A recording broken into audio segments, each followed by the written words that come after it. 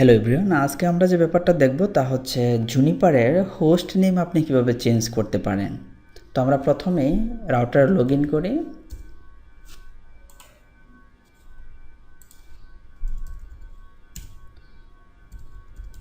আমি user name password দিচ্ছি।